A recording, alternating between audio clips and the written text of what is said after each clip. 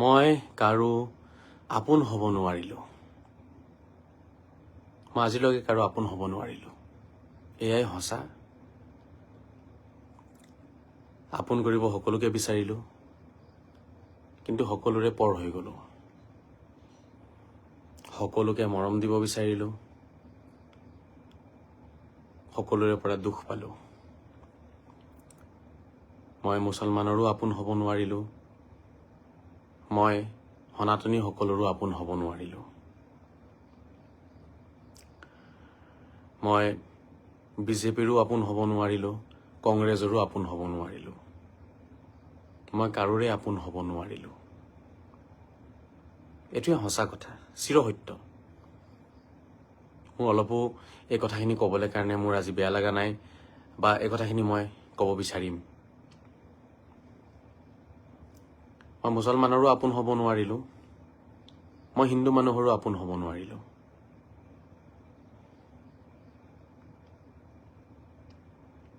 সঁচা কথা এইটো, মই কাৰোৰে আপোন হ'ব নোৱাৰিলোঁ, কাৰণ মই সকলোকে আপোন বনাব বিচাৰিলোঁ। আৰু আজিৰ যিটো পৰিৱেশ চলি আছে আমাৰ দেশত, সকলোকে আপোন বনাব বিচৰা মানুহ অকলশৰীয়া হয়।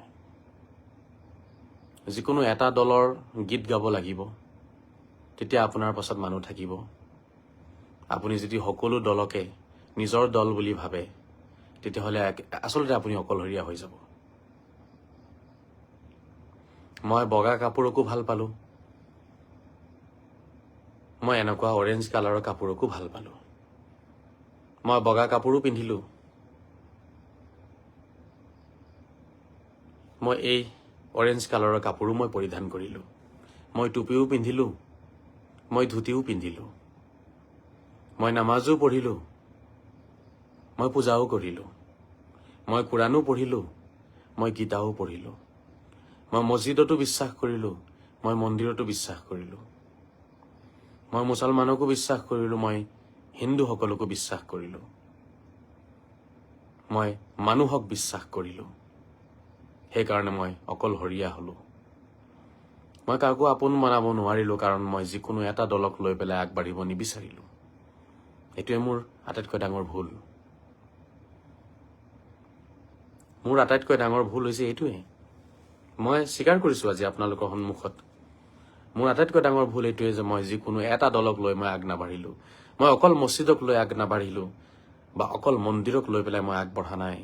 মই বিচাৰিছিলোঁ মছজিদ আৰু মন্দিৰ একেলগে লৈ আগবাঢ়িম বুলি। মই বিচাৰিছিলোঁ নামঘৰ আৰু গীৰ্জা একেলগে লৈ আগবাঢ়িম বুলি। মই বিচাৰিছিলোঁ কোৰাণ আৰু গীতা একেলগে লৈ আগবাঢ়িম বুলি। মই আচলতে কাৰোৰে আপোন হ'ব নোৱাৰিলোঁ। মোৰ কথাখিনি মই বুজাব পাৰিলোঁ নে নোৱাৰিলোঁ মই নাজানিলোঁ ইমান দিনে। কিন্তু মই কাৰোবাৰ মৰম পালোঁ নাপালোঁ সেইটোও মই নাজানো। কিন্তু মই গালি খালোঁ মানুহৰ বহুত, তিৰস্কাৰ পালোঁ, অপমান পালোঁ, সেয়া মই বহুত পালোঁ। চাগে অসমত ইমান তিৰস্কাৰ আজিলৈকে কোনেও ইমান পোৱা নাইকিয়া। যিমানখিনি তিৰস্কাৰ মই সহ্য কৰিলোঁ, চাগে অসমৰ হিষ্ট্ৰীত চাগে নাই, অসমৰ ইতিহাসত নোলাব এনেকুৱা ব্যক্তি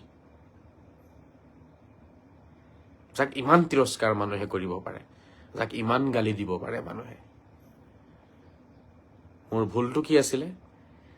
মোৰ আটাইতকৈ ডাঙৰ ভুল হ'ল মই মছজিদ আৰু মন্দিৰক একেলগে বিশ্বাস কৰি পেলালোঁ। মোৰ আটাইতকৈ ডাঙৰ ভুল হ'ল মই বগা কাপোৰৰ লগত মই এনেকুৱা অৰেঞ্জ কালাৰৰ কাপোৰো পৰিধান কৰিলোঁ। মোৰ আটাইতকৈ ডাঙৰ ভুল হ'ল মই পবিত্ৰ কোৰাণৰ লগত মই পবিত্ৰ গীতাকো বিশ্বাস কৰি পেলালোঁ। মোৰ আটাইতকৈ ডাঙৰ ভুল হ'ল ধৰ্মৰ নামত যিটো কাজিয়া হৈছে, কাজিয়া বন্ধ কৰাৰ চেষ্টা কৰিলোঁ। ধৰ্মৰ ঊৰ্ধত আহি পেলাই এক হ'বৰ চেষ্টা কৰিলোঁ। ধৰ্ম এটা বহুত ৰহস্যময় শব্দ হয়। ধৰ্ম এটা বহুত ৰহস্যময় শব্দ হয়। যি ধৰ্ম আছিলে মানুহৰ শান্তিৰ কাৰণে, মানুহৰ কল্যাণৰ কাৰণে যিটো ধৰ্ম আছিল, সেই ধৰ্ম আজি কিন্তু মানৱ জাতি ধ্বংস কৰাৰ কাৰণে ব্যৱহাৰ কৰা হৈছে। ধৰ্মৰ সঁচা কথাখিনি প্ৰচাৰ কৰিলো, মই লাহে লাহে সকলোৰে শত্ৰু হৈ পৰিলো। কোনোবাই চোৰ বুলি ক'লে, কোনোবাই ডকাইত বুলি ক'লে, কোনোবাই আৰু কিবা কৈ দিলে। আচলতে মই কাৰো আপোন হ'ব নোৱাৰিলো। এইটো সঁচা কথা, আপোনালোকে মনত ৰাখিব। আৰু আজিৰ পৰিৱেশক দেখি এনেকুৱা লাগে যেন এটা দলকহে লৈ আগবাঢ়িব লাগিব সদায়। কোৰাণৰ কথা ক'লে অকল কোৰাণৰে কথা ক'ব লাগিব, গীতাৰ কথা ক'লে অকল গীতাৰ কথাই ক'ব লাগিব, মছজিদৰ গুণ গালে অকল মছজিদৰে গুণ গাব লাগিব, মন্দিৰৰ গুণ গালে অকল মন্দিৰৰে গুণ গাব লাগিব, শ্ৰীকৃষ্ণৰ গুণ গালে অকল শ্ৰীকৃষ্ণৰে গুণ গাব লাগিব, হজৰত মহম্মদৰ গুণ গালে অকল হজৰত মহম্মদৰে গুণ গাব লাগিব। যদি ব্যতিক্ৰমী ৰূপ এটা আপুনি লয়, শ্ৰীকৃষ্ণৰো গুণ গাই আছে, হজৰত মহম্মদৰো গুণ গাই আছে, মন্দিৰৰো গুণ গাইছে আপুনি, মছজিদৰো গুণ গাইছে, কোৰাণৰো গুণ গাইছে আপুনি, গীতাৰো গুণ গাইছে, সনাতনৰো গুণ গাইছে আপুনি, ইছলামৰো গুণ গাইছে, তেতিয়াহ'লে আপুনি লাহে লাহে অকলশৰীয়া হৈ যাব। কাৰণ আমাৰ সমাজত তেনেকুৱা মানুহৰ স্থান নাই। আমাৰ সমাজত যিকোনো এটা দলক লৈহে আগবঢ়া মানুহে সন্মান পাব, আগবঢ়া মানুহে চব পাব। আৰু যদি সকলো দলৰে ভাল গুণখিনি লৈ পেলাই কোনোবাই আগবাঢ়িব বিচাৰে, তেতিয়া সেইজনে পাব তিৰস্কাৰ, সেইজনে পাব জ্বালা যন্ত্ৰণা, সেইজনে পাব কষ্ট। আমাৰ সমাজত আপুনি যদি ধুতি পিন্ধিছে, অকল ধুতিয়ে পিন্ধিব লাগিব। ধুতিৰ লগত যদি কেতিয়াবা আপুনি টুপিটো পিন্ধি দিয়ে, তেতিয়াহ'লে আপুনি পাব তিৰস্কাৰ। আমাৰ সমাজত যদি আপুনি দাড়ি টুপি আৰু পাঞ্জাবী পিন্ধিছে, তেতিয়াহ'লে আপুনি সেয়াই পিন্ধিব লাগিব। সেই দাড়ি টুপি পাঞ্জাবী খুলি যদি কেতিয়াবা আপুনি ধুতি আৰু পাঞ্জাবী পিন্ধি পেলায়, তেতিয়াহ'লে আপুনি পাব তিৰস্কাৰ। আমাৰ সমাজত আপোনাৰ পৰিচয় হয় এজন মুছলিম পণ্ডিত হিচাপে হ'ব লাগিব, নহয় এজন সনাতনী পণ্ডিত হিচাপে হ'ব লাগিব। মুছলিম আৰু সনাতন দুয়োটা ধৰ্মৰ জ্ঞান ৰখা, দুয়োটাকে আপোন বুলি ভবা যদি কোনোবা এজন ব্যক্তি হিচাপে আপুনি ওলাই আহিব বিচাৰে, তেতিয়া আপুনি পাব তিৰস্কাৰ। মই সেইকাৰণে কাৰো আপোন হ'ব নোৱাৰিলো। মই চৰকাৰৰ আপোন হ'ব নোৱাৰিলো, বিজেপিৰ আপোন হ'ব নোৱাৰিলো, কংগ্ৰেছৰ নোৱাৰিলো, UDFৰ নোৱাৰিলো, মই কাৰোৰে নোৱাৰিলো। কাৰণ মই মানৱতাক সদায় মোৰ ধৰ্ম বুলি মানিলো। মানৱীয় গুণখিনি মই প্ৰচাৰ কৰিব বিচাৰিলো। মোৰ চকুত ৰাজনীতি, ধৰ্মনীতি এইবোৰৰ কোনো মৰ্যাদা নাছিলে আৰু নাথাকে কেতিয়াও। আৰু যিখিনি কৰ্ম মই কৰি আছো, যিটো লাইনত মই গৈ আছো, এই লাইনত গ'লে ৰাজনীতিয়েই শেষ হৈ যাব। তেতিয়া এই পৃথিৱীত চলিব ৰাম ৰাজ্যৰ নীতি নিয়ম, হজৰত মহম্মদৰ নীতি নিয়ম, চব এক হৈ যাব। আৰু চব এক হোৱাটো কোনেও নিবিচাৰে। সকলোকে এক কৰি দিয়াটো কোনেও নিবিচাৰে। সকলো এক হৈ গ'লে দেখোন একোৱেই নাথাকিব, চবেই দেখোন এতিয়া খাবলৈ নাপাব। তেতিয়া আজিৰ তাৰিখত পেট হৈছে আটাইতকৈ ডাঙৰ বস্তু, বেংক বেলেঞ্চ হৈছে আটাইতকৈ ডাঙৰ বস্তু। নিজৰ বেংক বেলেঞ্চ বনাব লাগে, লাগিলে জাতি ধৰ্ম ডুবি যাওক, লাগিলে দেশ ডুবি যাওক, নিজৰ বেংক বেলেঞ্চ বনাব লাগিব। এইটোৱে হৈছে কাৰণ। আৰু নিজৰ পইচাখিনি, নিজৰ টকাখিনি জমা কৰিবলৈ কাৰণে দৰকাৰ পৰিলে কোনোবাই কোৰাণখন বিক্ৰী কৰি দিব, কোনোবাই গীতাখন বিক্ৰী কৰি দিব, কোনোবাই মছজিদক নিজৰ উপাৰ্জনৰ ৰাস্তা বনাই ল'ব, কোনোবাই মন্দিৰক নিজৰ উপাৰ্জনৰ ৰাস্তা বনাই ল'ব। কথা হৈছে মই খাব পাৰিব লাগিব, মই সুখেৰে থাকিব পাৰিব লাগে, বাকী যি হয় হওক। মই সেইকাৰণে কাৰো আপোন হ'ব নোৱাৰিলো। মুছলমান মানুহখিনিয়ে মোক আপোন নকৰিলে। কাৰণটো হৈছে আমাৰ বৰ্তমানৰ সমাজত চলি থকা কিছুমান কুসংস্কাৰ, কুৰীতি নীতিৰ মই বিৰোধিতা কৰিলো। ভুল কথাবোৰ মই উদঙাই দিলো আৰু হজৰত মুহাম্মদ সাল্লাল্লাহু তাআলা আলাইহি ওয়াসাল্লামৰ প্ৰকৃত যিটো নীতি নিয়মখিনি মই ৰাইজৰ মাজত উজাগৰ কৰিব চেষ্টা কৰিলো, যাৰ ফলত মুছলমান সমাজে মোক তিৰস্কাৰ কৰিলে, মুছলমান সমাজে মোক বহিষ্কাৰ কৰিলে। সনাতনী সমাজৰ মই আপোন হ'ব নোৱাৰিলো, কাৰণ মই জন্ম ললো এটা মুছলমান পৰিয়ালত।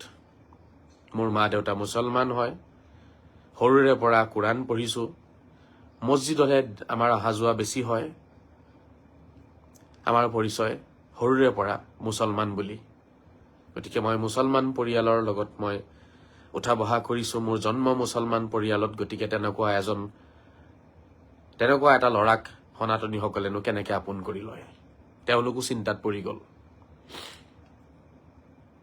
তেওঁলোকেও মোক মুকলিয়াকে সমৰ্থন দিবলৈ কাৰণে ভয় কৰিলে বহুতেই, যে এজন মুছলমান মানুহ ন, টুপি পাঞ্জাবী পিন্ধি থাকে। মোৰ ডিগ্ৰীটোও মুছলমান ডিগ্ৰী হয়, মোৰ এডুকেশ্যন লাইফটো টোটেল ইছলামিক এডুকেশ্যন হয়, কেনেকেনো সনাতনীসকলে মোক ছাপৰ্ট কৰিব? তেওঁলোকৰ কোনো দুখো নাই বাৰু। মুছলমান সমাজে আপোন নকৰিলে, মই ভুলখিনি কি কৰিলো কৈ দিলো। এজন মৌলানাই কৰা ভুলখিনি মই কৈ দিলো। সমাজত চলি থকা ডাঙৰ ডাঙৰ নেতাবিলাকে যিবোৰ ভুল কৰিছে সেইবোৰ মই কৈ দিলো।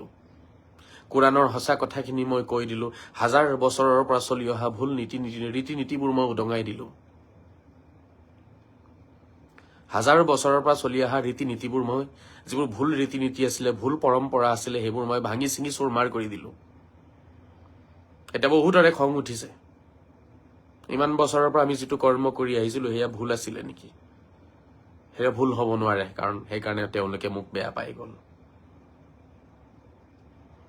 টকাৰ বিনিময়ত ধৰ্ম বিক্ৰী কৰিব নালাগে বুলি মই যেতিয়া এই শ্লোগান লৈ ললো, তেতিয়া মোক চবেই বেয়া পালে, কাৰণ চবেই টকাৰ বিনিময়ত ধৰ্ম বিক্ৰী কৰিব বিচাৰে। নিজৰ ঈশ্বৰ আল্লাহ ভগৱানৰ লগত মই যেতিয়া কলো যে আপোনালোকে নিজে আলোচনা কৰক, নিজে কথা পাতক, মাজত মাধ্যম কিয় ৰাখে? আপোনাৰ আল্লাহ, আপোনাৰ ভগৱানৰ লগত আপুনি নিজে আলোচনা কৰক, মাজত মাধ্যম নবনাব কাকো। আপুনি নিজে আল্লাহক প্ৰাৰ্থনা কৰক, নিজে দোৱা কৰক। তেতিয়া মোক বেয়া পালে। কোনে বেয়া পালে? ধৰ্মৰ বেপাৰীসকলে। তেওঁলোকে ভাবিলে এতিয়া যদি ৰাইজে নিজে ভগৱানৰ লগত আলোচনা কৰে, নিজে ভগৱানৰ লগত যদি কথা পাতে, নিজে ভগৱানক যদি মাতিব পৰা হৈ যায়, নিজে ভগৱানক যদি বিচাৰি পাব পৰা হৈ যায়, নিজে আল্লাহক যদি বিচাৰি পাব পৰা হৈ যায়, আল্লাহক কেনেকে মাতিব লাগে, কেনেকে দোৱা কৰিব লাগে, নিজে যদি ৰাইজে চব শিকি যায়, আমি কি কৰি খাম? আমি কি কৰি চলিম? তেওঁলোকে মোক বেয়া পাই গ'ল, কাৰণ মই হজৰত মুহাম্মদ সাল্লাল্লাহু তাআলা আলাইহি ওয়াসাল্লামৰ আদৰ্শখিনি বিয়পাই দিলো। আপুনি নিজে দোৱা কৰক। আপোনাৰ ভোক লাগিছে, আপুনি ভাত খাব লাগিব। আপোনাৰ ভোক লাগিলে মই ভাত খালে নহব। আপোনাৰ কিবা অসুবিধা হৈছে, আপুনি আল্লাহক দোৱা কৰিব লাগিব। আপোনাৰ কিবা অসুবিধা হৈছে, এজন হুজুৰে দোৱা কৰিলে নহব, আপুনি দোৱা কৰিব লাগিব। এনেকুৱা ধৰণৰ কথা কলে হুজুৰসকলৰ খাবলে নাথাকিব, সেইকাৰণে হুজুৰসকল মোৰ বিৰোধী হৈ গ'ল।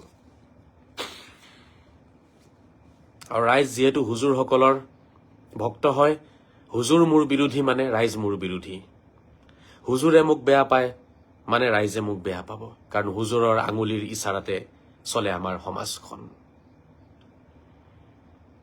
এজন পণ্ডিতৰ আঙুলিৰ ইচাৰাত চলে সনাতনী সমাজখন, আৰু এজন মৌলানাৰ আঙুলিৰ ইচাৰাত চলে এখন মুছলমান সমাজ। যেতিয়া এজন পণ্ডিতে বেয়া পাব কাৰোবাক, গোটেই ৰাইজে বেয়া পাব ধৰে। এজন মৌলানাই বেয়া পালে গোটেই ৰাইজে বেয়া পাব ধৰে। সেই পণ্ডিতজন আৰু সেই মৌলানাজন হয়তো কৰবাত নহয় কৰবাত তেওঁলোকে নিজৰ স্বাৰ্থৰ কাৰণে সঁচা কথাবোৰ লুকাইছে। কিন্তু এই কথাখিনি কোনে কবনো আজি? কোনেনো এই কথাবোৰ কৈ পেলাই বহিষ্কৃত হব? কোনেনো তিৰস্কাৰ সহ্য কৰিব, তিৰস্কৃত হব? মই কৰিলো, মই ওলাই আহিলো, আৰু আজি মই সকলোৰে অপ্ৰিয় হৈ পৰিলো। একো নাই, মই অলপো দুখ কৰা নাই, মই অলপো দুখ নকৰো। মই এতিয়াও সুখী, কাৰণ মই সঁচা কথা কৈছো।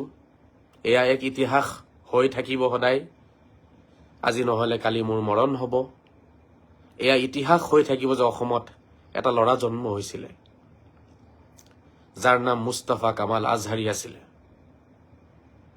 যিজন ল'ৰাই মছজিদ আৰু মন্দিৰক এক কৰিব বিচাৰিছিলে, যি ল'ৰাটোৱে গীতা আৰু কোৰাণক এক কৰিব বিচাৰিছিলে, যি ল'ৰাটোৱে পণ্ডিত আৰু মৌলানাক এক কৰিব বিচাৰিছিলে,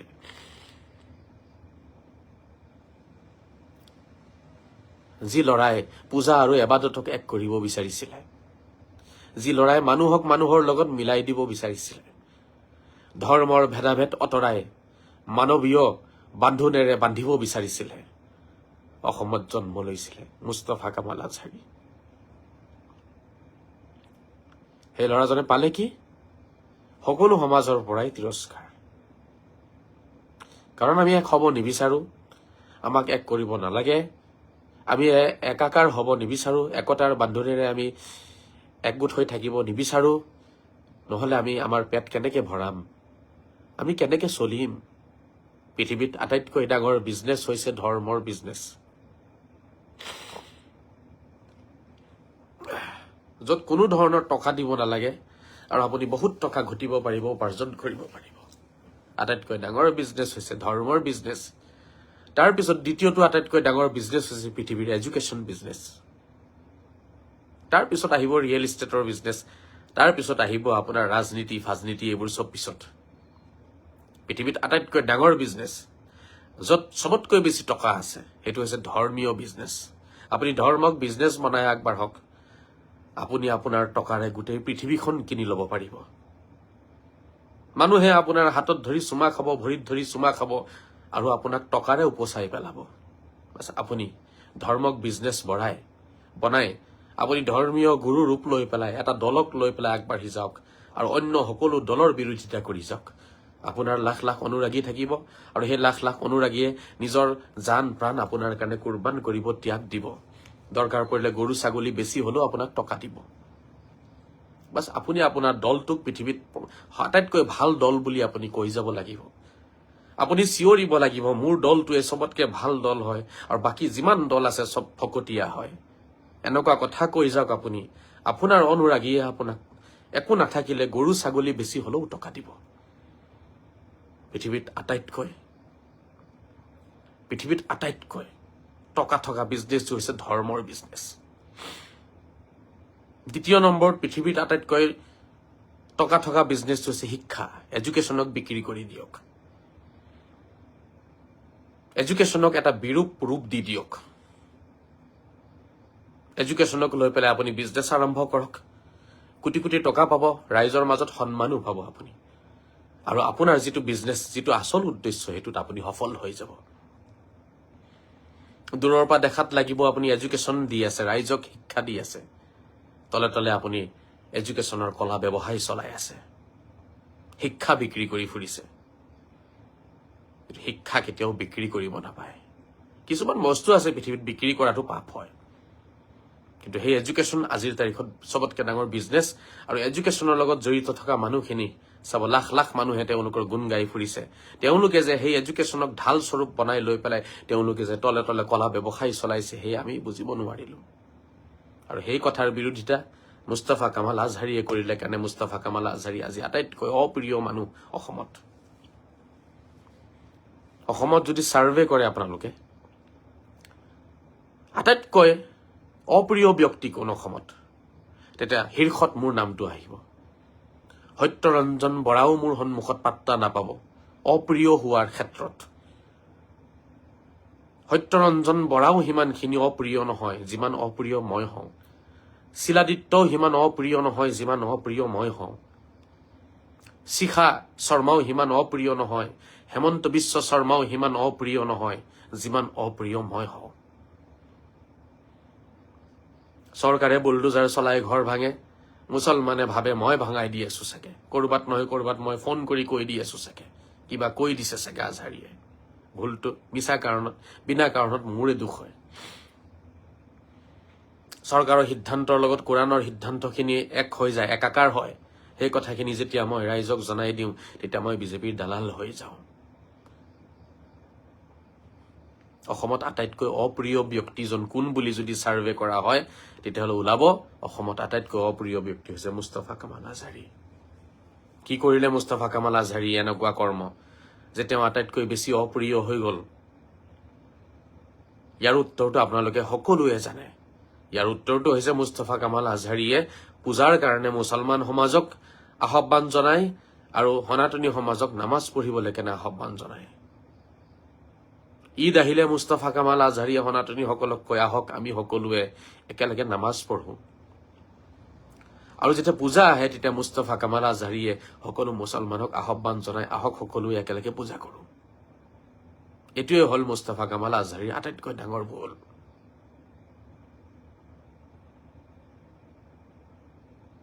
এই ভুলৰ কাৰণে অপ্ৰিয় এই কথাকাৰে মই আপোনালোকক কৈ আছো এতিয়া যে মই কাৰো আপোন হ'ব নোৱাৰিলো সনাতনী সকলৰো মই আপোন হ'ব নোৱাৰিলো মুছলমানৰো মই আপোন হ'ব নোৱাৰিলো বা ৰাজনৈতিক অৰাজনৈতিক কোনো দলৰ মই আপোন হ'ব নোৱাৰিলো ৰাজনৈতিক দলসমূহে বহু ক্ষেত্ৰত ৰাইজক কষ্ট দিছে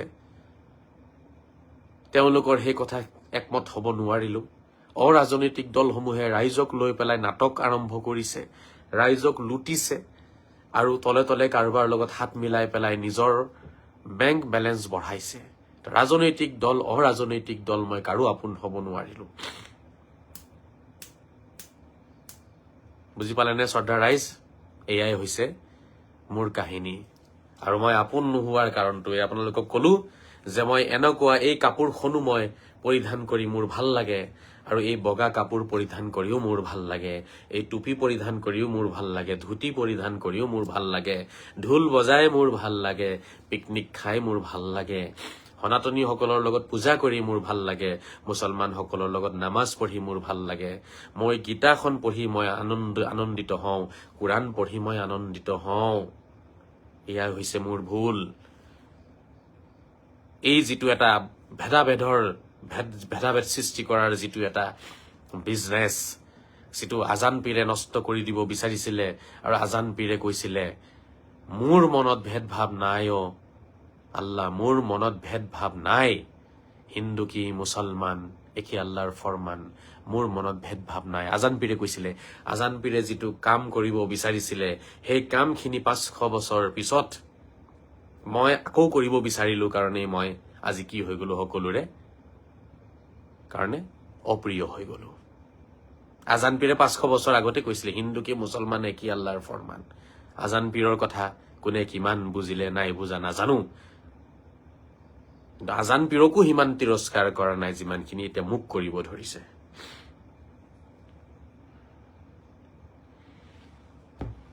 একো নাই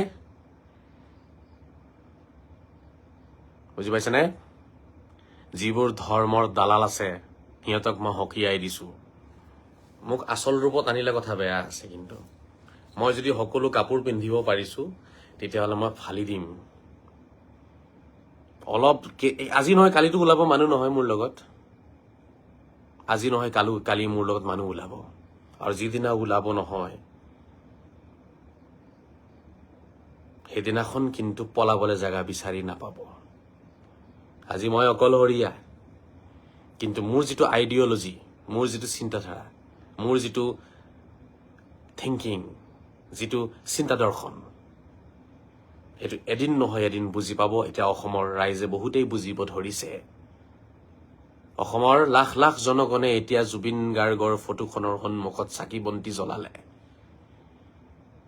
ফটোখনৰ সন্মুখত চাকি বন্তি জ্বলোৱা আৰু মূৰ্তিৰ সন্মুখত জ্বলোৱা একেই কথা এটা হাতেৰে বনায় আৰু এটা কম্পিউটাৰেৰে বনায় মূৰ্তিটো হাতেৰে বনায় আৰু ফটোখন কম্পিউটাৰৰ পৰা বনাই লৈ আহে আপুনি এটা হাতেৰে তৈয়াৰী কৰা বস্তু হয় আৰু এটা আপোনাৰ কি হয় কম্পিউটাৰে বনায় বহুতে ক'ব ফটো বেলেগ মূৰ্তি বেলেগ একো বেলেগ নহয় একেই বস্তু হয় বুজি পাইছেনে শ্ৰদ্ধাৰ ৰাইজ আজি ৰাইজে বুজি পাইছে যে মুস্তাফা কামাল আজহাৰীয়ে সত্য আছিলে মুছলমান সমাজে মোক বেয়া পালে কাৰণ যোৱা হাজাৰ বছৰে যিবোৰ ভুল কথা চলি আহিছিলে সেইখিনিৰ মই বিৰোধিতা কৰিলো মুছলমান সমাজৰ যুৱক যুৱতীক সিনেমা চাবলৈ কাৰণে নিদিলে মুল্লাবিলাকে এই আপোনাৰ ধৰ্মীয় দালালবিলাকে, ধৰ্মৰ যিবোৰ আপোনাৰ বিজনেছ কৰা ধৰ্মক লৈ যিবোৰ বেপাৰী, তেওঁলোকে গান গাব নিদিলে, চিনেমা চাব নিদিলে, পিকনিক খাব নিদিলে, তেওঁলোকক মনোৰঞ্জনৰ কোনো আপোনাৰ কাৰ্যত তেওঁলোকক কোনো দিশত আগবাঢ়িব নিদিলে, মনোৰঞ্জন মানেই বোলে হাৰাম, তেনেকুৱা কৰি পেলালে, ইছলাম ধৰ্মক ব্লেক এণ্ড হোৱাইট কৰি দিলে। আৰু সেই কথাখিনি যেতিয়া মই কৈ পেলাই আজিৰ যুগৰ লগত মিলি চলিবৰ বাবে মই যেতিয়া সকলোকে আহ্বান জনালো, সঁচা কথাবোৰ যেতিয়া মই কৈ দিলো, ইছলামত সৌন্দৰ্য আছে, অন্ধকাৰ নাই, ইছলামত পোহৰ আছে, অন্ধকাৰ নাই, ইছলাম সকলো যুগৰ লগত মিলি চলি আছে। 1400 বছৰ বা 1000 বছৰ পুৰণি চিন্তাধাৰালৈ ইছলাম নচলে। ইছলাম প্ৰতিটো যুগতে ৰিনিউ হৈ থাকে, ধুনীয়া ধুনীয়া চিন্তাধাৰা আহি থাকে। সেই কথাখিনি কৈ পেলাই ইছলামৰ সৌন্দৰ্য বঢ়াব চেষ্টা কৰিলো, মোকেই তেওঁলোকে দালাল বনাই পেলালে। আজি অসমৰ ৰাইজে নিজে বিবেক বিবেচনাৰে নিজে ভাবি চাওক, আজি মৌলানা মুফতি মুল্লাসকলে দেখোন গান গাইছে, আজি দেখোন তেওঁলোকে জুবিন দাক শ্ৰদ্ধা জনাইছে, তেতিয়াহ'লে মোক কিয় তিৰস্কাৰ কৰিছিলে? মই যেতিয়া মা দুৰ্গাৰ আশীৰ্বাদ ল'বলৈ গৈছিলো, যেতিয়া মা দুৰ্গাক মই শ্ৰদ্ধা ভক্তি জনাইছিলো, মোক কিয় তিৰস্কাৰ কৰিছিলে? আজি কোনখন কোৰাণৰ ওপৰত তেওঁলোকে আমল কৰিলে, কোনখন কোৰাণে তেওঁলোকক আদেশ দিলে যে তেওঁলোকে গৈ পেলাই ফটোৰ সন্মুখত চাকি বন্তি জ্বলাই শ্ৰদ্ধাঞ্জলি জনাব পাৰিব? কোনখন কোৰাণে দিলে? যদি তেওঁলোকক কোৰাণে এই কথাৰ পাৰ্মিশ্যন দিছে, তেতিয়াহ'লে মোক কিয় তিৰস্কাৰ কৰিছিলে? কিয় কৰিছিলে? আৰু যদি কোৰাণে পাৰ্মিশ্যন দিয়া নাই, তেতিয়াহ'লে আজিৰ তাৰিখত তেওঁলোকে পাপ কাম কৰিলে নেকি? যদি কোৰাণে পাৰ্মিশ্যন নিদিয়ে ফটোৰ সন্মুখত চাকি বন্তি জ্বলাবলৈ কাৰণে, মূৰ্তিৰ সন্মুখত চাকি বন্তি জ্বলাবলৈ যদি কোৰাণে পাৰ্মিশ্যন নিদিয়ে, তেতিয়াহ'লে আজিৰ তাৰিখত কি তেওঁলোকে পাপ কাম কৰিলে নেকি? যদি পাপ কাম কৰিলে, কেলে কৰিলে? আৰু যদি পাপ কাম নাই কৰা, তেতিয়াহ'লে মোক কেলে তিৰস্কাৰ কৰিছিলে?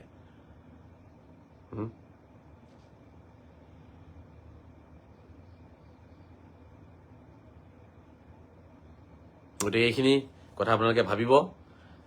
মই মোৰ দিশত আগবাঢ়ি গৈ থাকিম। মই তেওঁলোকক আহ্বান জনাম, যিসকল মোৰ লগত আছে, যিসকলে মোৰ আইডিঅলজি তেওঁলোকে ভাল পায়, মোৰ চিন্তাদৰ্শন যিসকলে ভাল পাইছে, মই তেওঁলোকক আহ্বান জনাম, ওলাই আহক, মুকলিয়াকে ছাপোৰ্ট কৰক। আমি আৰু এনেকে লুকাই থাকিলেতো নহ'ব। মই জানো হাজাৰ হাজাৰ লাখ লাখে মোক ভাল পায়, মই জানো সনাতনীসকলে মোক বেছি ভাল পায়। মই সেই সনাতনীসকলক মুকলিয়াকে মোক সমৰ্থন কৰিবলৈ কাৰণে মই আহ্বান জনাম। কাৰণ মই সকলোকে সমানকৈ বিশ্বাস কৰোঁ, সেয়া সনাতনী হওক বা মুছলিম হওক বা খ্ৰীষ্টান হওক, মোৰ কাৰণে সকলোৱে সমান। ক'ৰবাত কিবা ভুল চিন্তাধাৰা সোমাইছে, সমাজত কুসংস্কাৰ সোমাইছে, সেইখিনি আঁতৰ কৰিবলৈ কাৰণে আমি সকলোৱে ওলাই আহিব লাগিব। মই সনাতনীসকলক মই অনুৰোধ জনাম, যিহেতু আমাৰ মুছলমান সমাজে মোক সিমানখিনি ছাপোৰ্ট কৰা নাই, কিন্তু তথাপিও মই তেওঁলোকৰ কাৰণেই কাম কৰিম, তেওঁলোকৰ কাৰণেই কাম কৰিম। আমাৰ মুছলমান সমাজত যিখিনি গেলা পচা চিন্তাধাৰা সুমুৱাই দিছে, যিখিনি কোৰাণৰ চিন্তাধাৰা নহয়, যিখিনি আল্লাহৰ আদেশ নহয়, বা যিখিনি হজৰত মহম্মদৰ চিন্তাধাৰা নহয়, সেই গেলা পচা আৱৰ্জনাখিনি মই আঁতৰাব বিচাৰো। আৰু তাৰে বাবে মই বৃহৎ সনাতনী সমাজৰ ওচৰত মই সহায় বিচাৰিম, সমৰ্থন বিচাৰিম। আপোনালোকে মোক মুকলিয়াকৈ সমৰ্থন কৰিব লাগিব। আৰু বৃহৎ মুছলমান সমাজখনক আমি এৰি থৈ আমাৰ সমাজ কেতিয়াও গঠন কৰিব নোৱাৰিম। এনেকুৱা নহয় যে অসমৰ 1,40,00,000 মানুহক আমি লাট মাৰি উলিয়াই দি পেলাই আমি বাকী 2 কোটিয়ে অসমখন ৰচনা কৰি ল'ম। নোৱাৰে কেতিয়াও কৰিবলৈ, কেতিয়াও নোৱাৰে। অসম হ'ব স্থিৰ, অসম হ'ব অশান্ত, অসমত বিৰাজ কৰিব আপোনাৰ অমানৱীয় বাতাবৰণ, বিশৃংখল পৰিৱেশ বিৰাজ কৰিব। আমাৰ মাজৰে পৰা যিসকল বেয়া হৈ গৈছে, তেওঁলোকক আমি শুদ্ধ ৰাস্তাত আনি পেলাইহে আমি শুদ্ধ এখন পবিত্ৰ সমাজ গঠন কৰিব পাৰিম। সেয়েহে মই আমাৰ মুছলমান সমাজৰ যিসকল শিক্ষিত মুছলমান আছে, যিসকলে বুজি আছে কথাবোৰ, তেওঁলোকক মই অনুৰোধ জনাম, আপোনালোকেও মুকলিয়াকে সমৰ্থন কৰক। আৰু যিসকল সনাতনী সমাজৰ আছে মই সকলোকে অনুৰোধ জনাম সমৰ্থন মুকলিয়াকে আপোনালোকে কৰিব লাগিব লুকা ভাকুৰ খেল এতিয়া আমি ৰাখিব নোৱাৰো যে আপোনালোকে লুকাই লুকাই মোক সমৰ্থন কৰি থাকিব আৰু মই মুকলিয়াকে অকলে ওলাই গৈ মাৰ খাই ফুৰিম মাৰ খালে আপোনালোকেও মোৰ লগত খাব লাগিব আৰু প্ৰশংসা পালে আপোনালোকেও প্ৰশংসা বুটলিব লাগিব একেলগে কাম কৰো আহক তেতিয়াহে আমাৰ সমাজখন শুদ্ধ হ'ব নহলে এটো ইতিহাস হ'ব যে অসমৰ এই আজিৰ একবিংশ শতিকাৰ এই সময়ত জুবিন যুগত মানুহ কিমান ইন্টেলিজেন্ট হয় আজিৰ তাৰিখত কিমান এডভান্স টেকনলজি আছে আজিৰ তাৰিখত আজিৰ এনেকুৱা যুগত মুস্তাফা কামাল আজহাৰীৰ দৰে এজন লৰাই এটা আহ্বান জনাইছিলে আহক আমি সকলো এক হৈ যাওঁ আমি আমাৰ ধৰ্ম পালন কৰিম লগতে অন্য ধৰ্মকো আমি বিশ্বাস কৰিম কাৰো ধৰ্ম নষ্ট হৈ নাযায় সকলোকে সমান চকুৰে চাম এটা আহ্বান জনাই পেলাই মুস্তাফা কামাল আজহাৰী অকলে আহ্বান জনাই মৰি থাকিলে কিন্তু অসমৰ ৰাইজে সহযোগ নকৰিলে এই কলংক থাকি যাব কিন্তু তেতিয়া মোৰ গাত নাথাকে এই কলংক আপোনালোকৰ গাত থাকি যাব কাৰণ মই যেটো আহ্বান জনাই আছো আমি এক হ'ব বিচাৰো আমাৰ যিবোৰ ভুল আছিল ভুলবোৰ অতৰাই আমি এজনে হিজনৰ ওচৰত ক্ষমা খুজি ল'ব লাগে ইজনে হিজনৰ ওচৰত ক্ষমা খুজি আমি এক হ'ব বিচাৰো যদি কোনোবা মুছলমান মানুহে যদি কেতিয়াবা কোনোবা সনাতনিক কিবা কথাত অপমান কৰি থৈছে তেতিয়াহলে আমি ক্ষমা খুজি ল'ম কোনোবা সনাতনিয়ে যদি কোনোবা মুছলমানক কেতিয়াবা বেয়াকে কৈছে ক্ষমা খুজি ল'ম আমাৰ কোৰানত যদি কিবা আছে যেটো ভুল বুজি আছে মানুহে আমি শুদ্ধকৈ বুজাই দিম গীতাত যদি কিবা আছে শুদ্ধকৈ বুজাই দিম আমি এবাৰ পুনৰ বিশ্লেষণ কৰি ল'ম আমি এবাৰ পুনৰ গঠন কৰি ল'ম সমাজখন আহক পুনৰ এজনে আনজনক আঁকোৱালি লওঁ যিবোৰ ভেদাভেদ সৃষ্টি কৰিলে আমাৰ মাজত কেতিয়াবা আকবৰে কৰিলে কেতিয়াবা জাহাংগীৰে কৰিলে কেতিয়াবা শাহজাহানে কৰিলে কেতিয়াবা ইংৰাজে কৰিলে কেতিয়াবা 500 বছৰ শাসন কৰি পেলাই কৰবাত মন্দিৰ ভাঙি মছজিদ বনাই যিবোৰ ভুল কৰিলে আৰু এতিয়া কৰবাত নহয় কৰবাত মছজিদ ভাঙি মন্দিৰ বনাই দি আকৌ সেই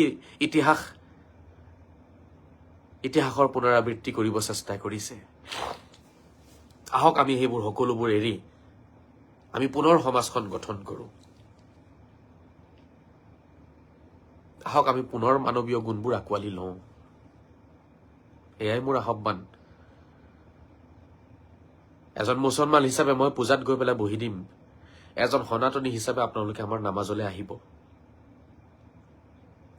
আপোনালোকে পূজা কৰা বস্তু আমি কেতিয়াও নাখাও এৰি দিম আপোনালোকে আমি কষ্ট পোৱা কামখিনি নকৰিব আপোনালোকে কষ্ট পোৱা কামখিনি আমি নকৰো কেতিয়াও আমি কষ্ট পোৱা কামখিনি আপোনালোকে নকৰিব আহক আমি এজনে আনজনক আপোন কৰি লওঁ এটোই মোৰ আহ্বান এই আহ্বানত যদি এতিয়াও আপোনালোকে মোক সঁহাৰি নিদিয়ে যদি মুকলিকে ওলাই নাহে মই অকলহৰে কিমান মই যুদ্ধ কৰিম আজিৰ তাৰিখত যুদ্ধ কৰিবলৈ কাৰণে বহুত ধন সম্পত্তি টকা পইচা মানসিক শক্তি শাৰীৰিক শক্তি অৰ্থনৈতিক শক্তি সকলো শক্তিৰে মানুহৰ প্ৰয়োজন থাকে অকলহৰে এজন মানুহে এটা বৃহৎ সমাজৰ এটা বৃহৎ চিন্তাধাৰাৰ বিৰুদ্ধে যুদ্ধ কৰিব নোৱাৰিব কেতিয়াও হেহে মই আপোনালোকক অনুৰোধ জনাইছো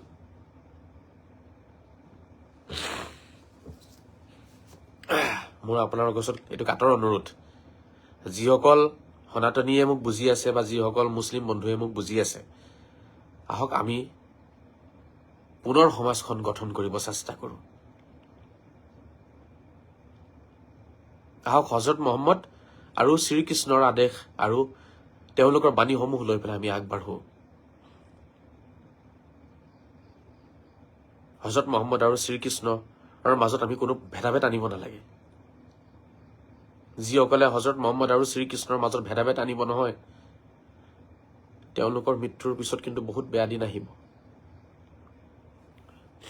হযৰত মুহাম্মদ আৰু শ্ৰীকৃষ্ণৰ মাজত ভেদাভেদ আনা নাছিলে আমাৰ প্ৰাণৰ শিল্পী জুবিন দাই যিজন শিল্পীৰ কাৰণে আমি কান্দিছো নহয় সেই শিল্পীজনৰ আদৰ্শ আমাৰ গাত থাকিবও লাগিব আমি কান্দিলেই নহব আমি জাস্টিস ফৰ জুবিন বুলি কলেই নহব শিল্পীজনৰ আদৰ্শ আমাৰ গাত আছেনে আমি হেয়াও চাব লাগিব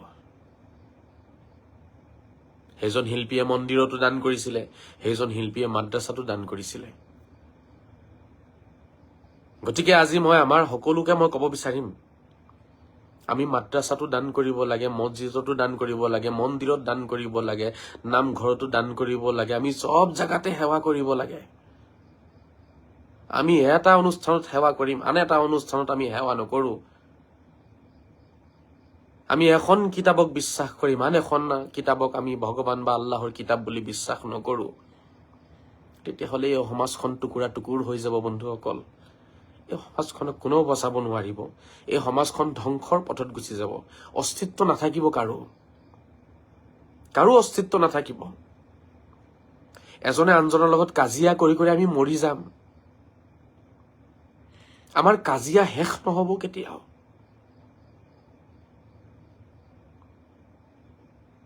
আমি এজনে আনজনক মাৰি মাৰি মাৰি আমাৰ বংশৰ পিছত বংশ এজনে আনজনৰ লগত কাজিয়া কৰি যাব। আমাৰ কাজিয়া শেষ নহব কেতিয়াও। এই অন্তহীন কাজিয়াটো হৈ আহি আছে হাজাৰ বছৰৰ পৰা। আহক আমি এই কাজিয়া শেষ কৰি পেলাও এতিয়া। যিটো কাজিয়া আকবৰে লগাইছে, মোগলে লগাইছে, যিটো কাজিয়া ইংৰাজে লগাইছে, ধৰ্মৰ নামত ভেদাভেদ সৃষ্টি কৰি দি পেলাই মানুহৰ মাজত আপোনাৰ বিভাজন সৃষ্টি কৰাৰ যিটো কাজিয়া, আহক আমি শেষ কৰি দিওঁ। কাৰণ আমি অসমৰ ৰাইজ, আমি জুবিন যুগৰ মানুহ, আমি জুবিন দাৰ অনুৰাগী। আমি জুবিন দাৰ দৰে মানুহক আমি পাইছো। জুবিন দাৰ দৰে মানুহৰ গীত আমি শুনিছো। জুবিন দাৰ দৰে মানুহৰ অনুষ্ঠানত গৈ পেলাই আমি সহযোগিতা কৰিছো, বহিছো। আজি জুবিন দা নাই, কিন্তু তেওঁৰ আদৰ্শখিনিতো আগবঢ়াই লৈ যাব পাৰিম। গতিকে দুই প্ৰকাৰ মানুহৰ পৰা আপোনালোকে সদায় দূৰত থাকিব। প্ৰথমটো ধৰ্মক লৈ যিসকলে ব্যৱসায় চলাইছে, আৰু দ্বিতীয়টো হৈছে শিক্ষাক লৈ যিসকলে ব্যৱসায় চলাইছে, আঁতৰত থাকিব। আৰু এটা প্ৰকাৰ আছে, সেয়া হৈছে ৰাজনীতি। ৰাজনীতিৰ পথাৰখনৰ পৰা যিমান পৰা যায় দূৰত থাকক। মুকলিয়াকে কৈছো, যিমান পৰা যায় দূৰত থাকক। ৰাজনীতিৰ পথাৰৰ পৰা দূৰত থাকক। নিজৰ ল'ৰা ছোৱালীলৈ সুশান্তিৰে থাকক। যাৰ শৰীৰত মানৱীয় গুণ দেখিব তাকে দিব ভোট। মানৱীয় গুণ যাৰ আছে, এইবিলাকৰ পৰা আমি দূৰত থাকিব লাগে। আৰু আমি আমাৰ সমাজখন কি কৰিব লাগে? গঢ়ি তুলিব লাগে। ৰাজনীতিৰ পথাৰখন অলপ বেলেগ ধৰণৰ। তাতে অকল ভোটৰ খেল চলে। ভোট দিয়া মানুহজন চুৰ হয়নে ডকাইত হয় সেইটো প্ৰয়োজন আমাৰ নাই। তাত অকল লাগে ভোট। গতিকে মোৰ লগত নিমিলে টোটেল। মই বহুত বেছি উঠা বহা নকৰো। মোৰ কেতিয়াবা বহুত বেছি বিশেষ কিবা অসুবিধা হলে মই ফোন চোন কৰো।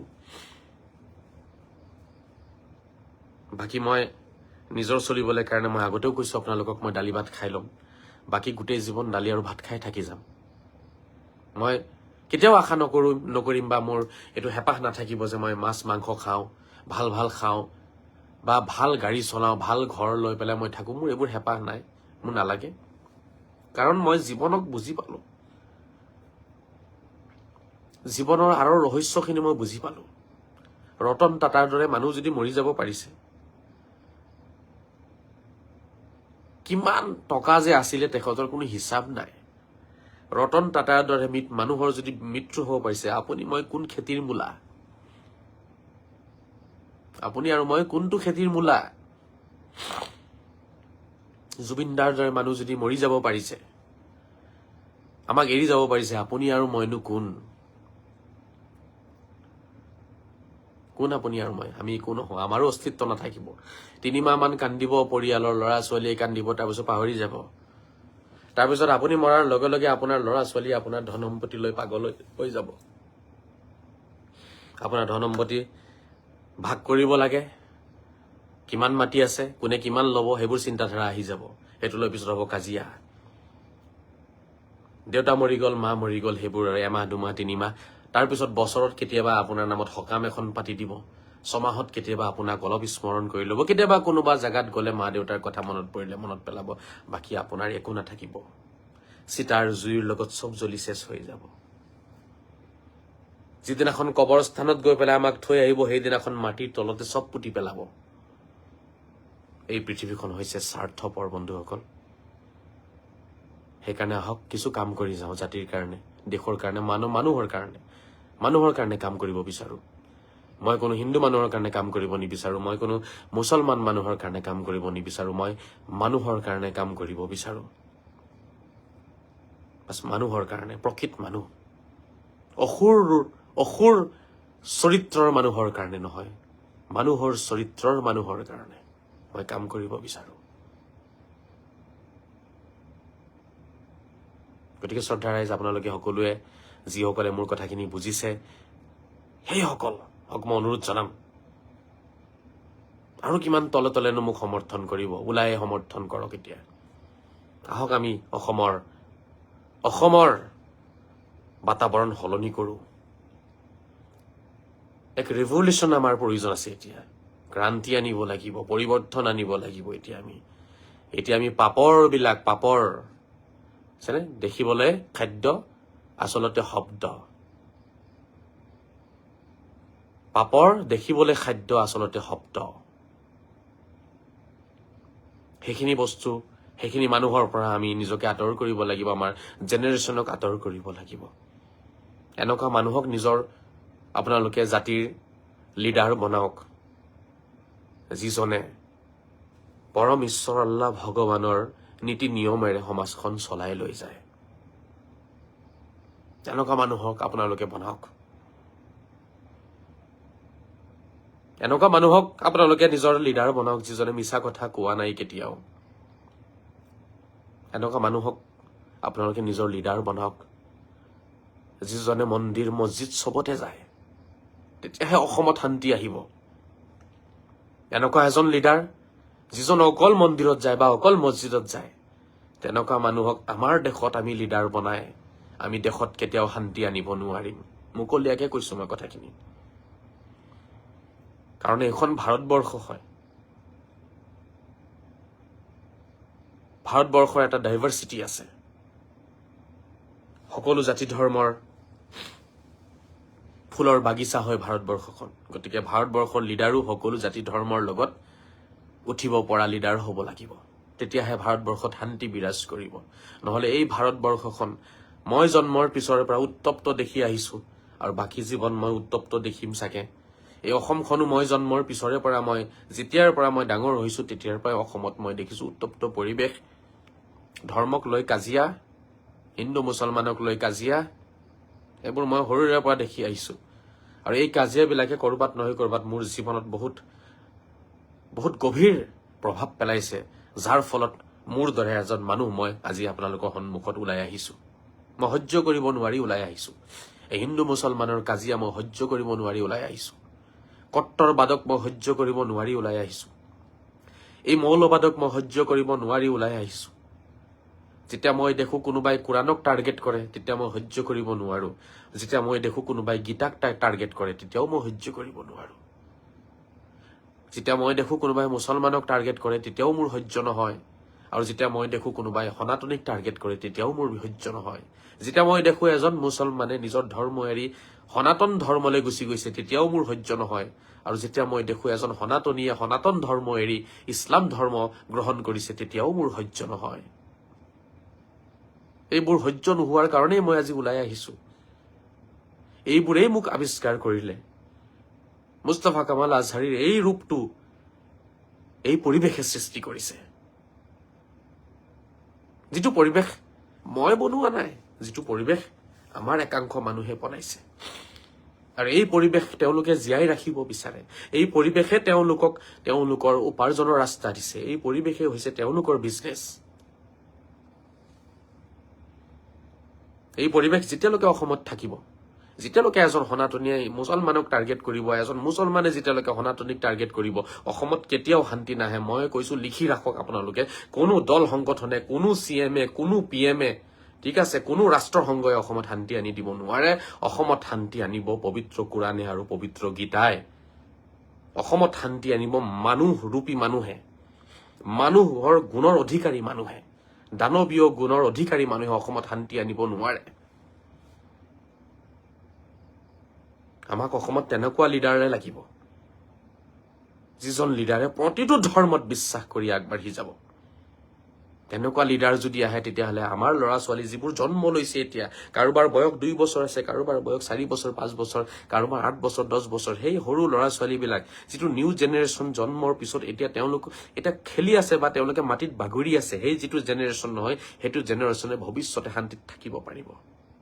নহলে এই নতুন জেনেৰেশ্যন যিটো ডাঙৰ হৈ আহি আছে নহয়, এই জেনেৰেশ্যনে আপোনাক মোক গালি পাৰিব এটা সময়ত, আপোনাক মোক অসুৰ বুলি কব, যে আমাৰ মা দেউতাবোৰ আৰু সেই আমাৰ পূৰ্বপুৰুষ অসুৰ আছিলে, সিহঁতি হিন্দু মুছলমানক কাজিয়া লগাই থৈ গৈছে। এই নিউ জেনেৰেশ্যন আগত গৈ পেলাই ধৰ্ম এৰি পেলাই তেওঁলোক এক হৈ যাব। যিটো জেনেৰেশ্যন উঠি আহি আছে নহয়, এইটো জেনেৰেশ্যনে এটা সময় আহিব, কিন্তু আমি যদি এনে পৰিৱেশ ৰাখো তেতিয়াহ'লে এই জেনেৰেশ্যনে কোৰাণকো এৰি দিব, গীতাকো এৰি দিব। এই জেনেৰেশ্যন নাস্তিকতাৰ ফালে গুচি যাব। তেওঁলোকে ভগৱানক বিশ্বাসে এৰি দিব এটা সময়ত, কাৰণ ভগৱানক বিশ্বাস কৰা, আল্লাহক বিশ্বাস কৰা মানুহবোৰৰ মাজত ইমান অশান্তি বিৰাজ কৰিছে, ইমান অশান্তি বিৰাজ কৰিছে, তেওঁলোকৰ মাজত কোনো মৰম চেনেহ নাই, তেওঁলোক বোলে আল্লাহৰ বিশ্বাসী, কোনোবা বোলে ভগৱানৰ বিশ্বাসী। গতিকে বন্ধু, কথাখিনি আপোনালোকে অনুভৱ কৰিব চেষ্টা কৰিব। আজি মই সকলোৰে অপ্ৰিয় হৈ গলো, মই কাৰো আপোন হ'ব নোৱাৰিলো। মই কিয় নোৱাৰিলো আপোনালোকক মই কথাখিনি যিমান পাৰিছো জনাইছো। মই এনেদৰে অপ্ৰিয় হৈ থাকিব বিচাৰিম সদায়। মই কোনো এটা দলৰ প্ৰিয় হ'ব নিবিচাৰো কেতিয়াও, মোক নালাগে। মই অপ্ৰিয় আছো, অপ্ৰিয় হৈয়ে থাকিম, অপ্ৰিয় হৈয়ে মৰি যাম, কাৰণ মোৰ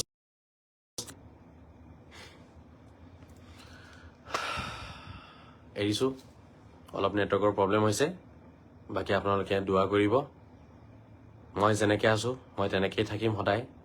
মই এই কাপোৰখনো মই পৰিধান কৰিম, মই বগা কাপোৰো পিন্ধিম, মই টুপিও পিন্ধিম, মই ধুতিও পিন্ধিম, মই নামাজো পঢ়িম, মই সময় পালে মই নামঘৰতো যাম, মই মন্দিৰতো যাম। মই সকলোকে মানুহ হিচাপে ভাল পাওঁ, মই সকলো ধৰ্মতে বিশ্বাস কৰোঁ।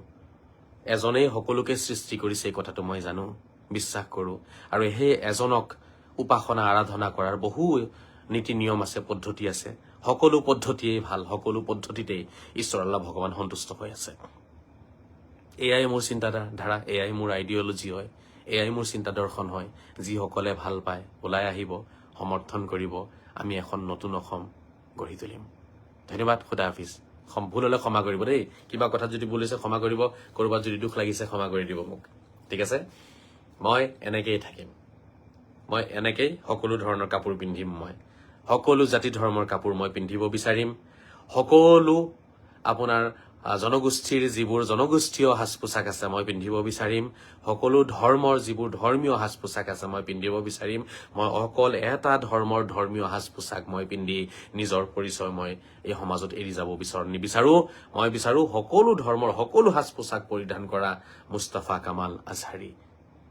মই এইটো পৰিচয় বিচাৰো, কাৰণ এয়াই মই ভাবো এয়াই হৈছে আমাৰ ধৰ্মীয় আৰাধনা উপাসনাৰ একেবাৰে শীৰ্ষৰ পৰ্যায়, য'ত গ'লে আমি এই কথাখিনি শিকিব পাৰো। গতিকে শ্ৰদ্ধাৰ ৰাইজ, আপোনালোকেও সকলোৱে অলপ মোক আশীৰ্বাদ দিব।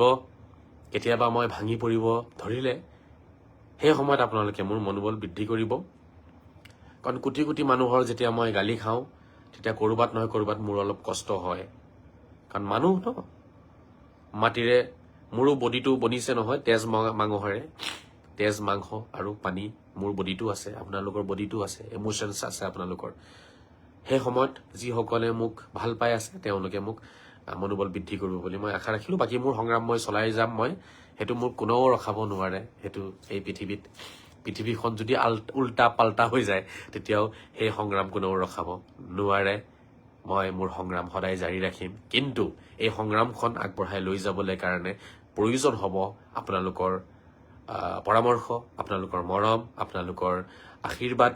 সেইখিনি মোক লাগিব, তেতিয়া মই এই সংগ্ৰামখন আগবঢ়াই লৈ যাব পাৰিম। আৰু আপোনালোকে দেখিছে চাগে অসমত একমাত্ৰ ময়ে এই সংগ্ৰামখন চলাই লৈ গৈছো, দ্বিতীয়জন ব্যক্তি আপোনালোকে বিচাৰি নাপাব। দ্বিতীয়জন এজন দিয়ক না উদাহৰণ, মই সেইজনক ফোন কৰি লৈ তেওঁৰ লগত লগ লাগি একেলগে কামখিনি কৰো। এজন দ্বিতীয় ব্যক্তি আছেনে কোনোবা অসমত? এজন আছেনে? প্লিজ যদি আছে মোক কওক, কাৰণ মই বৰ্তমান মোক অলপ প্ৰয়োজন আছে মানুহৰ। অসমত যদি দ্বিতীয় কোনোবা এনেকুৱা ব্যক্তি আছে যিজনৰ চিন্তাধাৰা মোৰ দৰে হয় আৰু যিজনে এনেকুৱা চিন্তাধাৰালৈ আগবাঢ়িছে, প্লিজ মোক জনাওক। মই তেনেকুৱা মানুহক লৈ পেলাই মই আগবাঢ়িব বিচাৰিম, এটা নতুন দলৰ জন্ম দিব বিচাৰিম, এটা নতুন আপোনাৰ দিগন্তৰ আগমন যাতে হওক আমাৰ সমাজত, তাৰে বাবে মই আগবাঢ়িব বিচাৰিম। সেইকাৰণে অসমত যদি তেনেকুৱা কোনোবা আছে মোক জনাওক, তেনেকুৱা কোনোবা নেতা আছে, তেনেকুৱা কোনোবা ধৰ্মগুৰু আছে যিসকলৰ আইডিঅলজি মোৰ লগত মিলে, চিন্তাধাৰা মোৰ লগত মিলে, মই তেওঁলোকক লৈ আগবাঢ়িব বিচাৰিম। এতিয়া আমি সকলোৱে মিলি কৰিব লাগিব। মই অকলশৰে বহুত কৰিলো, কিন্তু কিছু ক্ষেত্ৰত মোৰ প্ৰয়োজন হৈ পৰিছে। নলেজত বা যুক্তিত মোক নালাগে কাৰো পৰামৰ্শ, সেইখিনি মই দিম মোৰ ফালৰ পৰা। মই যুক্তিত হৰাই দিব এনেকুৱা মানুহ অসমত জন্ম লোৱা নাই যে মুস্তাফা কামাল আজহাৰীক যুক্তিত হৰাই দিব কোনোবাই, সেইটো জন্ম লোৱা নাই। মোক যুক্তিত কোনো মোক পৰামৰ্শ দিব নালাগে। সেইখিনি মই ঈশ্বৰ আল্লাহ ভগৱানৰ পৰা আধ্যাত্মিক ৰূপত যিখিনি ল'ব লাগে মই লৈ আছো, একদম হেড অফিচৰ পৰা লৈ আছো মই। মোক যুক্তিত কোনো মোক জ্ঞান দিব নালাগে, ঠিক আছে। মোক লাগে কিছু মানুহ যিসকলে মোৰ পিছত থিয় হৈ দিব আৰু আমি এখন নতুন সমাজৰ ৰচনা কৰিম। মৰমৰ সমাজ, য'ত কোনো ধৰণৰ হিংসা নাথাকিব, য'ত কোনো ধৰণৰ ভেদাভেদ নাথাকিব, য'ত এজন মুছলমান মানুহে নামাজ পঢ়িব দিনত 5 বাৰ কয় আৰু দুৰ্গা পূজা আহিলে দুৰ্গা পূজাটো গৈ পেলাই সেৱা জনাব, য'ত এজন সনাতনীয়ে দিনত পূজা কৰিব ৰাতিপুৱা গধূলি, আৰু যেতিয়া ঈদ আহিব বছৰত সেই ঈদৰ সময়ত গৈ পেলাই ঈদৰ নামাজতো গৈ পেলাই থিয় হৈ দিব। তেনেকুৱা এখন সমাজ আমাক লাগে। এজন মুছলমান হৈয়ে থাকিব, মুছলমানে তেওঁৰ পৰিচয় থাকিব। এজন সনাতনীয়ে হৈ থাকিব, তেওঁ সনাতন ধৰ্মতেই থাকিব, কেতিয়াও ধৰ্ম সলনি নকৰিব। মুছলমানেও কেতিয়াও ধৰ্ম সলনি কৰিব নালাগে, সনাতনীয়েও কেতিয়াও ধৰ্ম সলনি কৰিব নালাগে। নিজৰ ধৰ্মতে আমি থাকিম, থাকি অন্য ধৰ্মক বিশ্বাস কৰিম। অকল বিশ্বাস মুখেৰে কৰো বুলি নকওঁ আমি সময়মতে পূজা আহিলেও যাম, সময়মতে ঈদ আহিলে ঈদ উদযাপন কৰিম, পূজা আহিলে পূজা উদযাপন কৰিম। তেনেকুৱা সমাজ ৰচনা কৰিব বিচাৰো। সেয়েহে অনুৰোধ জনাম মই আপোনালোকক, যিসকলে মোৰ চিন্তাধাৰা ভাল বুলি ভাবিছে, শান্তিৰ একমাত্ৰ ৰাস্তা বুলি ভাবিছে, তেওঁলোক ওলাই আহক। আৰু যদি কোনোবাই ভুল বুলি ভাবিছে তেতিয়াহ'লে মোক যুক্তিৰে খণ্ডন কৰিব বুলি মই আশা ৰাখিলো। ইয়াকে কৈ মই এৰিছো। সকলোৱে শান্তিত থাকক, এৰিছো। খুদা হাফিজ। জয় শ্ৰী ৰাম, জয় শ্ৰী কৃষ্ণ, জয় শ্ৰী যীশু, জয় শ্ৰী মহম্মদ, জয় শ্ৰী বজৰংবলী, জয় শ্ৰী শংকৰ, জয় শ্ৰী মাধৱ, জয় শ্ৰী গুৰু নানক, জয় শ্ৰী গৌতম বুদ্ধ, জয় শ্ৰী আজান পীৰ, জয় শ্ৰী বৰপীৰ, জয় শ্ৰী আজমিৰী পীৰ, ভাৰত মাতা কি জয়, বন্দে মাতৰম, জয় অসম। খুদা হাফিজ, ফি আমানিল্লাহ ও ফি ৰিয়ায়াতিহি। আছআদাল্লাহু লাইলাতাকুম, গুড নাইট, শুভ খাইৰ, শুভৰাত্ৰি। শান্তিৰে থাকক শান্তিবিলাক, মৰমেৰে থাকক মৰমবিলাক। নমস্কাৰ, আসসালামু আলাইকুম, সত শ্ৰী আকাল, আদাব, বাই বাই।